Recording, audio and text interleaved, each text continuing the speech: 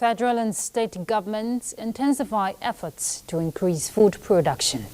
And on the education front, Kano declares state of emergency on education, just as Universal Basic Education Board and Senate advocate more funding to encourage enrollment. We'll bring you these and other latest stories from Saudi Arabia, just as Muslims continue their spiritual exercise. Welcome to Panorama. I'm Ruth Aguilera.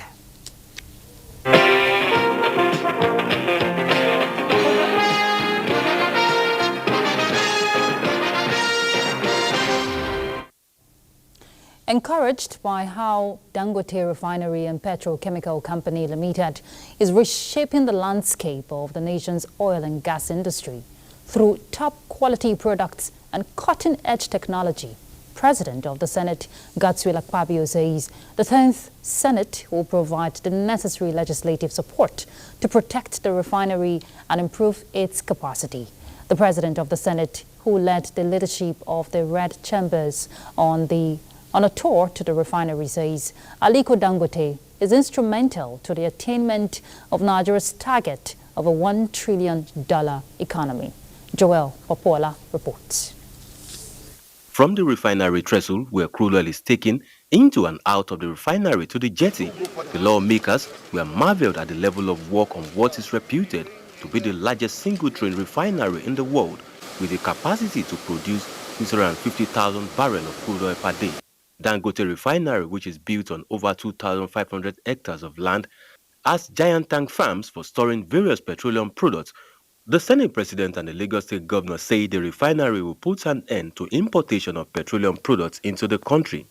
We were shocked to realize that we can have total in-country supply of fertilizer, and with even sumptuous to export to other West African countries. For over 30 years, West Africa had been a dumping ground for very bad products that could not be used in Europe. You are producing the best product, and you are going to export to them. It's not just to say that we're giant of Africa, but we're giant in everything, because this petrochemical refinery fertilizer complex, the second in the world, can birth in our country. President of the Dangote Group is optimistic that with the enabling environment and necessary legislative support, the capacity of the private sector is limitless. The refinery will export about 50% of its production, thereby generating foreign exchange for the country. It will lead to growth in adjacent sectors such as logistics, shipping, engineering, and servicing industry. We need to encourage the domestic investors so that we can create not only Dangote, but we can create 20 Dangotes. For Senator Ifeanyi Uba and other members of the Senate Committee on Oil and Gas, the gains of Dangote Refinery are already manifesting. Instead of being importers of petroleum products, now we are proud to say Nigerian can export petroleum products. The members of the Red Chamber believe Dangote Refinery is germane to the attainment of energy sufficiency in Nigeria. In Lagos, Joel Bukbola, NTA News. Let's turn to education. Placing premium on basic education through adequate funding to give every child equal access to quality education is what the Universal Basic Education Commission, UBEC, is prioritizing. This was made known by the Executive Secretary of the Commission, Dr. Hamid Boboyi, at a two-day retreat for members of the Senate Committee on Basic and Secondary Education in Lagos. Hingino John Adams reports. As the clock ticks gradually towards 2030, which is the deadline for the attainment of the Sustainable Development Goals, SDGs, these stakeholders are discussing crucial issues in basic education in Nigeria and how to improve the sector. It is our view that the Act is overdue for review. Our education should respond to the needs and aspirations of our country. And there is no better way to do this than being abreast of local and global development. Bridging the gender disparity and gap between those in urban and rural areas key players say will facilitate the country's journey towards achieving Goal 4 of the SDGs. We must delve deep into the issues at hand, confront challenges head-on, and chart a clear path towards achieving our collective goals of providing quality education for all. We recognize that the quality of basic education determines the strength of our future leaders. Improve teacher training and development, implementing technology integration, we have no other choice. Promoting inclusive education, very important. It is expected that their suggestions will give hope to every Nigerian child, especially the indigent. In Lagos, Hinginu, John Adams, NTA News. Still on education, the Nigerian Union of Teachers has applauded the Ministry of Education for its dedication to teachers' welfare and education development. This was during a meeting to the Minister of State for Education, Dr. Yusuf Tanko Sununu. NUT President Audu Titus Amba discussed critical issues affecting the sector and also reiterated the role of teachers in the society. On his part, Dr. Sununu highlighted the President's commitment to prioritizing education and teachers, citing the approval of Nigeria's participation in the Africa Federation of Teaching Regulatory Authorities conference in Lusaka, Zambia, as a sign of such. Must be seen and must be treated as such is a profession. And each profession has its own code of conduct, rules and regulations. You can get in and you can be put out if you fail to comply with code of conduct. The agenda laid down by this administration in terms of moving education forward is something that we as teachers, we need to key into it, make sure the government succeeds. The minister emphasized the need for teachers' professionalism and registration with the Teachers Registration Council of Nigeria. He stressed that only qualified and registered teachers should be employed in schools to ensure sustainability of teaching standards. Kano State Government is to embark on the renovation of all primary and junior secondary schools across its 44 local government areas. Governor Abba Kabir Yusuf disclosed this at a ceremony marking the declaration of state of emergency on education in the state. Let's hear from Abdullahi Mustafa. Policymakers, educational administrators, development partners, teachers and students came together to witness an event considered most important by the government of Kano State. Nearly 4 out of every 5 classrooms in our primary and junior secondary schools are marred by dilapidation and disrepair. Declaration of state of emergency on education and official launch of some development initiatives in the sector.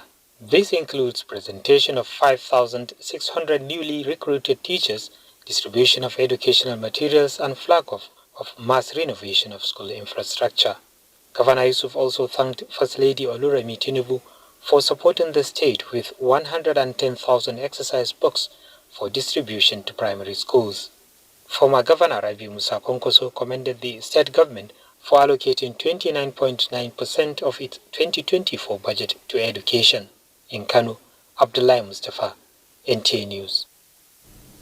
In other news, the federal government has flagged off the distribution of foodstuff to the vulnerable in the 20 local government areas of Ogun State. The Director General of the National Emergency Management Agency, NEMA, Zubaida Umar, handed over this foodstuff to Ogun State government in Abuja for onward distribution to the beneficiaries. Lekon Agbonde reports. That was the official symbolic handing over of assorted food items to the chairman of the 20 local government areas of Ogun State for onward distribution to vulnerable across the state. The Director General, National Emergency Management Agency, Zubaida Umar, represented, notes that the federal government is truly committed to alleviating the suffering of Nigerians and urged Ogun State residents to effectively utilize the food commodities. Ogun State has been allocated 15,600 bags of 50 kg bags of maize. Based on the directive of Mr. President, 20% of the food items due for each local government area should be given to religious organizations and 3% to be given to boarding schools in each of the local government areas. We are delivering hope, security, and a promise that no one will be left behind. They symbolize our collective commitment to the principles of equity and compassion. A committee of stakeholders for the effective distribution of the assorted food commodities has been constituted at the local government area level in Abeokuta. Lekon Agbonde, NTA News. Nigeria and the Republic of Belarus have signed a 5-year action plan on strengthening partnership in agriculture and food security. The signing of the agreement took place in the country's capital during a working visit by the Nigerian Minister of Agriculture and Food Security, Abubakar Kyari. Musa Baba Aliyu will tell us more.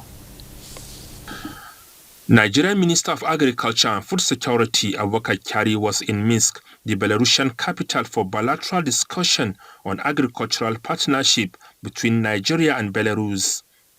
The minister was received by Sergei Lukashevich, First Deputy Minister of Foreign Affairs of Belarus. Together, they signed an action plan 2024 to 2029 on the supply of 2,000 tractors to Nigeria. This also includes supply of 9,022 units of assorted agricultural implements, 9,022 sets of spare parts, establishment of 52,000 service centers and tractor assembly plants in Nigeria. The service providers will be in every local government, and they will have a training workshop in those service centers, the 52 across the country, so that they can train our young youth and women in operating those mechanized equipments. The partnership, the minister said, will foster significant growth and development in agriculture, enhancing food security for both nations. The minister said the dedication to the collaboration reflects shared vision for a future of sustainable agricultural development and mutual benefit for the two countries. Musa Baba Aliyu, NTA News. All right, let's take a break. We're back in a moment. The counsel of our fathers. I will urge and advise our younger generation to use talent and brain to sort out problems, not arms. Nigerian youths, let's build our nation. My advice to these young people is please do not take us back to those harrowing days. You probably do not know what it is. I believe we have fought one civil war too many in this country. So those who experience it will run away from it. Nigerian youths, let's build our nation together.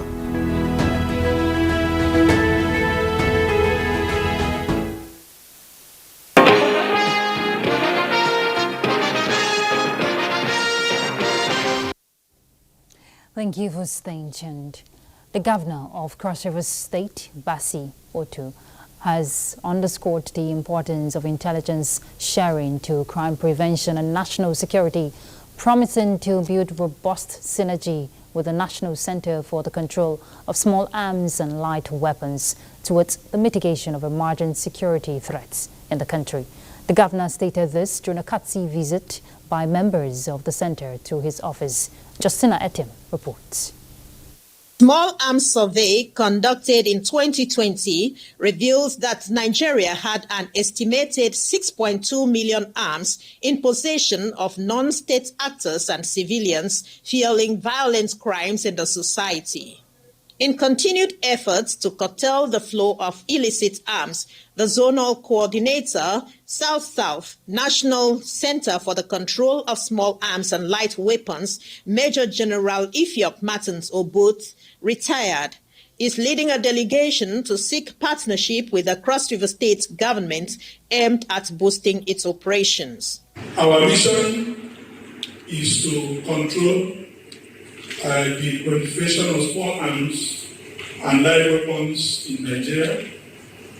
And this we do through intelligence and advocacy, and we also rely on our stakeholders. Governor too believes the task of the National Center for the Control of Small Arms and Light Weapons is germane to fostering peace and security, expressing concerns over rising cases of dangerous crimes, but assures to work with the center to deliver a safer society for the people. It's incumbent on us to make sure that you're well equipped and things to make sure it enables you to perform your official duty to the best of your ability. The National Center for the Control of Small Arms and Light Weapons is domiciled in the Office of the National Security Advisor, while its office for the South-South Zone is situated in Calabar. In Calabar, Justina Etam, NTA News. Barely a week after seizing a large shipment of codeine-based syrups at the Port Harcourt Ports Complex in One, Rivers State, operatives of the National Drug Law Enforcement Agency have again intercepted another consignment of 175,000 bottles of the same opioid imported from India, with UK-bound opioids hidden in hair extensions. Salwal Khalil Ibrahim reports. The latest seizure of 875 cartons of codeine containing 175,000 bottles was made on Friday, 7th June at the Port Harcourt Ports Terminal on air during a joint patrol by NDLEA, Customs Service and other security agencies on a container from India en route Enugu. In the same vein, NDLEA officers on Wednesday, 5th June, intercepted 5 different parcels containing illicit drugs concealed in ladies' clothes and synthetic hair going to the United States and the United Kingdom. Some of the seized drugs include ampoules of pentazocine injection, promethazine, and other opioids. The drugs consignments were seized at the courier farm in Lagos. In Kebbi State, the agency on patrol along Kalgo Birnin Kebbi Road on Saturday, 8th June, arrested a 32-year-old Nigerian with 4,000 pills of diazepam and 1,250 kilograms cannabis concealed in 4 pesticide tanks. In Bauchi State, the officers on patrol along Ningi Kano Road on Wednesday, 5th June, arrested a 20-year-old lady with 25 blocks of cannabis sativa, while their counterpart in Yobe State nabbed a 42-year-old man along Kano. Different illicit substances were intercepted and arrests made in Gombe, Benue, Kebbi, Kaduna, Oyo, Yobe, Bauchi, Kebbi, and the FCT during the week under review. In Abuja, Salwa Khalil Ibrahim, NTA News. The Nigerian Diaspora Commission, NIDCOM, has cautioned Nigerian citizens traveling through Switzerland regarding the possession of laser pointers at their airports. This advisory follows the recent detention of Dr. Andrew Etsoto-Wagon at Geneva Airport for carrying a presentation pointer in his hand luggage after the pointers had been banned in Switzerland since June 1, 2019, of which he was not aware. Chairman NIDCOM, Honorable Abike Dabiri-Erewa, noted that many immigrants might be unaware of this regulation and urged Nigerian travelers to exercise caution to avoid similar incident. So, for something that we were not even aware about. So, we're sorry about what you went through, but our ask is to disseminate such information. So, if you're holding this, you're not allowed to travel with it, particularly in Geneva, Switzerland. It's important, and we appeal to the Geneva authorities, let it be on the at the airports. right? That you hold this, throw it, don't put it in your bag. I think that's just the simple information. NIDCOM boss emphasized the importance of raising awareness about such prohibited items in Switzerland airports and urged Swiss authorities to enhance their communication on such regulations, describing Dr. Andrew's ordeal as avoidable. Dr. Eseto Wagon, a public health expert and project director at the Center for Clinical Care and Clinical Research, Nigeria, was detained on May 25, 2024, after attending a United States Department meeting in Geneva. And from Saudi Arabia, we hear Nigerian pilgrims recently arrested by the Saudi security operatives in Makkah for not carrying a Hajj permit called Nusuk card have been released. The National Hajj Commission of Nigeria coordinator in Makkah, Dr. Aliyu Tanko, who confirmed this to NTA News, affirmed that possession of the card is compulsory for all the pilgrims. Let's hear from our correspondent, Jamilu Ibrahim.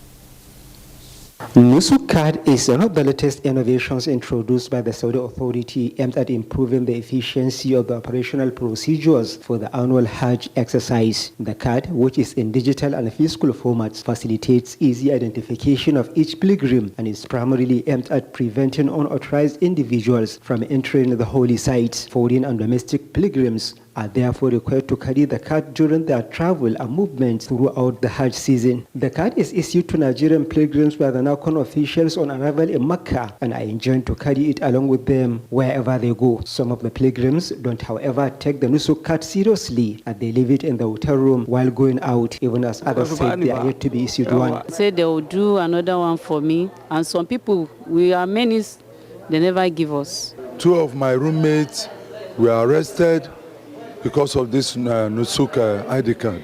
The National Hajj Commission of Nigeria office in Makkah confirms the arrest of no fewer than 7 Nigerian pilgrims by the Saudi security operatives for not carrying the card with them. They arrested 3 of our pilgrims in one instance and then another 4 in another instance.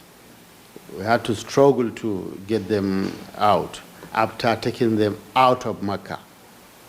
By this, we said we must advise, we must sensitize our pilgrims to always be carrying the Nusuk card. At the date of the commencement of the Hajj rites proper draws closer, the NACON assures all Nigerian pilgrims who are yet to get the Nusuk card that they will get it before proceeding to the Muna on 14th June 2024. In addition to being a gate pass to all the holy sites for the pilgrims, the Nusuk card also provides key information about the pilgrims' personal data, which are linked to a mobile phone application.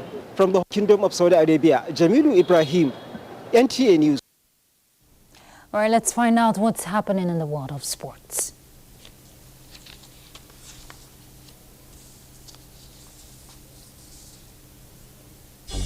Super Eagles of Nigeria will be hoping to redeem their chances of qualifying for the 2026 FIFA World Cup as they take on Benin Republic on Monday in the qualifying campaign, having drawn 3 of their previous matches in Group C.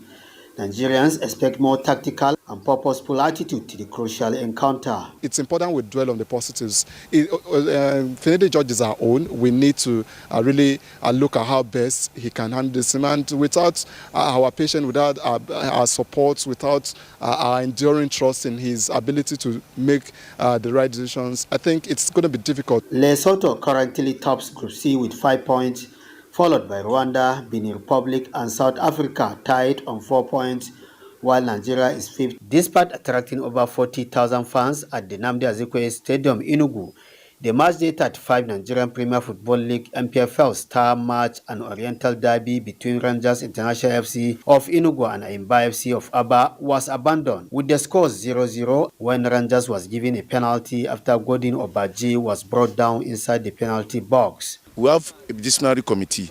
If the referees are guilty, the disciplinary committee will call them and deal with them. I think fans should be able to control their emotions to at least let the game finish and let the ref or refs decide. In other results of the Matchday 35 matches, Abia Warriors were held to a goalless draw by visiting Bengal Insurance. Lobby Stars beat Remo Stars 3-2, while Bayelsa United and Sporting Lagos encountered ended 2 goals apiece. 10-man Heartland FC kept their Premier League hope alive with a hard-fought 3-1 victory over Doma United in Owerri. Rivers United got the better of Shooting Stars with 1-0 triumph. The match between Sunshine Stars and Aqua United ended 2-0 in favor of the former. Meanwhile, FIFA World Cup bronze medalist Nigeria's Flamingos thrashed Liberia 4-1 in the first phase FIFA Under-17 Women's World Cup final qualifying round. First leg encounter in Monrovia on Sunday. The Flamingos will return to Nigeria on Tuesday and immediately commence preparations for the return leg encounter scheduled for Friday at the MK Abiola National Stadium, Abuja. For Sport Update, Amazongo, NTA News. We're done with Panorama. Thank you for your time. I'm Ruth Aguilera. Bye.